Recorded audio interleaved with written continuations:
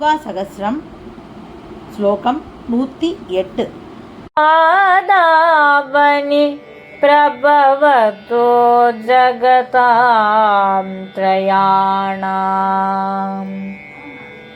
ராமாதபி த்வமதிகாநியதம்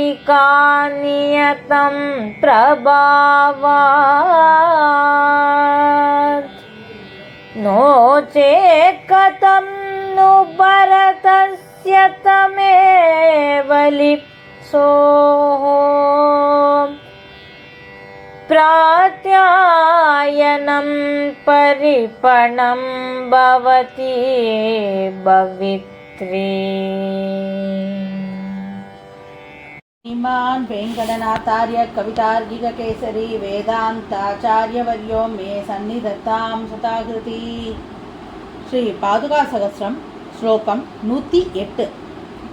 पादावनि प्रभवद जगतां त्रयाणां रामातपि त्वमधिका नियतं प्रभावात् नो चेत् कदन्तु भरतस्य तमेव लिप्सोः प्रत्यायनं परिपणं भवति पवित्री.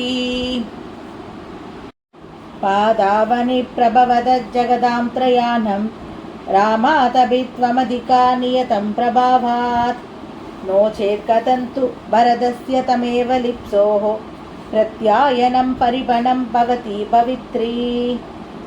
பொருள்: பெரிய பெருமாளின் திருவடிகளை காப்பாற்றும் பாதுகையே, 3 உலகங்களுக்கும் தலைவனாக உள்ள ராமனை காட்டிலும் உன்னுடைய மேன்மைகள் நிச்சயம் அதிகமாகவே இருக்க வேண்டும். எப்படி? இவ்விதம் இல்லை என்றால் ராமனையே அடைய வேண்டும் என்ற எண்ணம் கொண்ட பரதன் ராமனுக்கு பதிலாக உன்னை ஏற்றுக்கொள்ளும்படியாக அவனுக்கு நம்பிக்கையை ஏற்படுத்தி இருக்கக்கூடிய அடகு பொருளாக நீ எப்படி ஆக முடியும்? இந்த ஸ்லோகத்துல ராமபிரானை விட பாதுகாதேவிக்கு இன்னும் மேன்மைகள் ஜாஸ்தி அதிகமாக இருக்கு அப்படின்னு ஒரு விதானத்தை வச்சு சொல்கிறேன். அதாவது இப்போ ஒரு பொருளை நாம் அடகு வைக்க போகிறோம், அப்படி அடகு வச்சு பைசா வாங்குகிறோம், கடன் வாங்குகிறோம் அப்படின்னா அந்த நமக்கு கடன் வாங்குகிற அந்த அந்த தொகையை விட அந்த அடகு பொருள் இன்னும் அதிக உயர்வானதாக இருக்கும் இல்லையா? அதே மாதிரி இங்கே ராமனை ராமனுக்கிட்ட போய் நீ வான்னு சொல்லியிருக்க பரதன். ஆனால் ராமன் வரமாட்டேங்கிறான்.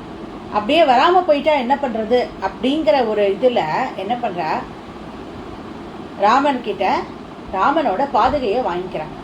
பாதுகையை அடகு பொருள் மாதிரி வாங்கிட்டு திருப்பி நீ அயோத்திக்கு வரும்பொழுது இந்த பொருளை கொடுக்கிறேன் அப்படிங்கிற மாதிரி அந்த அடகு பொருளாக பாதுகையை எடுத்துக்கிறேன். ஆக அந்த பாதுகையானது ராமனை விட மேன்மை அதிகமாக இருக்கிறதுனால தான் அடகு பொருள் போல பாதுகையை பரதன் எடுத்துன்னு வந்துடுறார் அயோத்திக்கு.